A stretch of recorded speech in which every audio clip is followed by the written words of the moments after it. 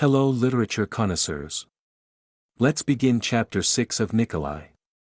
The chapter begins with Buck, and not only did he not get any sleep, but he is described as being battered and bruised for some reason. I'm guessing he somehow got hurt helping Chloe get out of the car that she drove up a tree.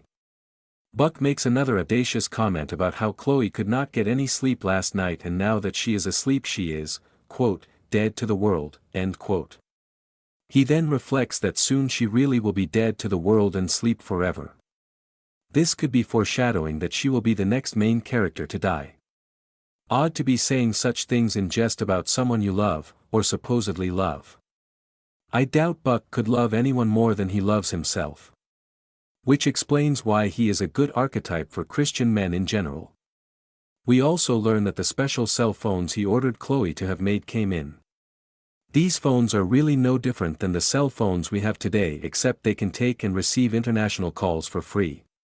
Buck tests out the phone by calling his old friend Ken to charter a flight to Israel.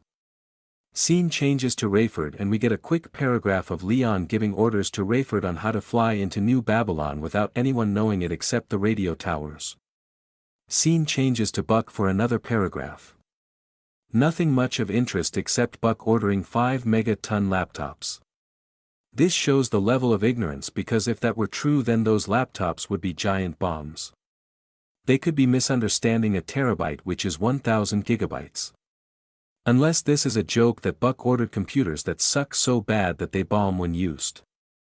The paragraph ends with more doom and gloom from Buck as he thinks about how one day the cult told him he must hide in a shelter under the church for reasons. Scene changes to Rayford as he has a pissing contest with Leon. We also get a taste that Leon demands that proper titles are used. Such as he wants to be referred to as Mr. Fortuno and not Leon. He'll be doing more of this nonsense as the books progress. Rayford makes a bold claim here that he is the only one that can fly the plane. Forgetting that there is a co-pilot that is every bit as good as he is. Scene changes again to Buck as he decides to take a break from reading Bruce's Socialism Manifesto. It should be pointed out that many of the supposed teachings by Jesus are socialistic in nature. Even the early church in the book of Acts is socialism. Basically, new converts sell everything they have and give it to the church leaders. The leaders then use the money collected to pay for what the members of the church need. Like food, clothing. In the beginning it seemed ideal because lower class members would be treated the same as the more wealthy classes. Soon the church grew to the extent that the amounts collected were not large enough to take care of all the members of the church. Many gave up their livelihoods in order to become Christian, and without steady jobs and new members not being extremely wealthy, the church began to cave in on itself. As can be seen later on in Acts when Paul mentions that he had to take up collections for the starving Christians in Jerusalem. It seems believing that their fake Messiah was coming back at any minute was detrimental, as he never returned.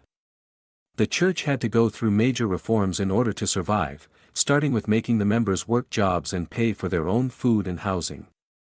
This then led to tithing, as mentioned in the books of Moses, where the money collected was given to the priests in order for them to live off the temple while the members had to work to support themselves.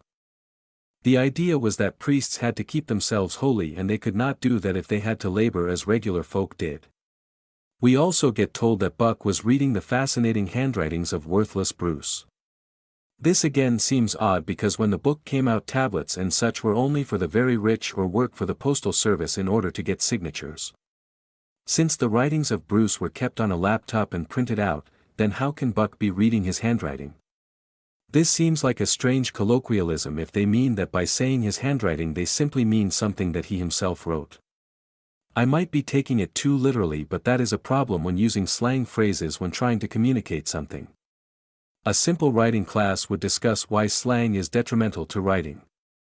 Not everyone reads and speaks the same way, and if you are not clear in what you are trying to communicate with them, it will get lost to a reader. An example would be, let's say that I am trying to say, the boy was walking up a hill. Like that, it is simple enough that everyone should understand it. Suppose I try to use a butchered form of slang.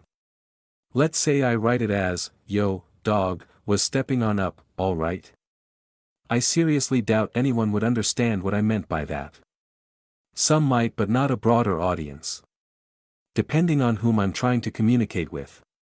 If I were writing for just my personal friends, then they might understand, but not a broader audience. Chaim calls Buck and says that Sion told him that Buck knows where he would be staying. Buck of course has no clue what he means. Buck tells Chaim that he is flying out to Israel and helps him find a hotel. That ends this paragraph, which is the writings the authors are doing. Everything is short useless blurbs with no real context.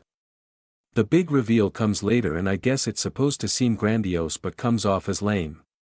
As mentioned before, they will write something like, Buck sees a centipede crawling on the ground and he watches it wondering where it is going. Then later on it gets revealed that Nicolae is part of a military caravan going over state lines for some odd reason. Buck will reflect that by watching the centipede. It was revealing Nicolae's plan to him. Scene changes to Rayford as he sits in the airport and decides to write his old boss wife a letter.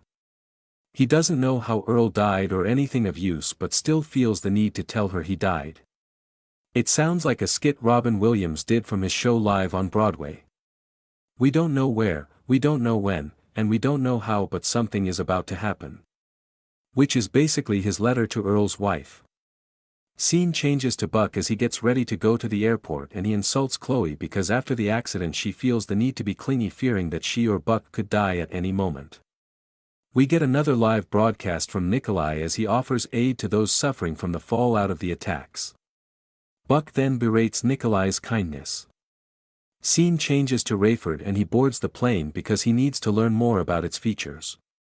I mean, seriously, he still can't fly this thing by now. I can understand going over pre-flight checklists, but when they say he needs to learn about its bells and whistles, this really makes Rayford look stupid at this point. Rayford then listens to a private conversation between Nicolae and his crew. There is some nonsense about ignoring Chaim and they talk about rebuilding cities after the attack. Leon asks Nicolae to suspend voting and everyone agrees. This ends Chapter 6 of Nicolae. Chapter 7 is only a few pages long, so we'll get more filler nonsense. See you next time.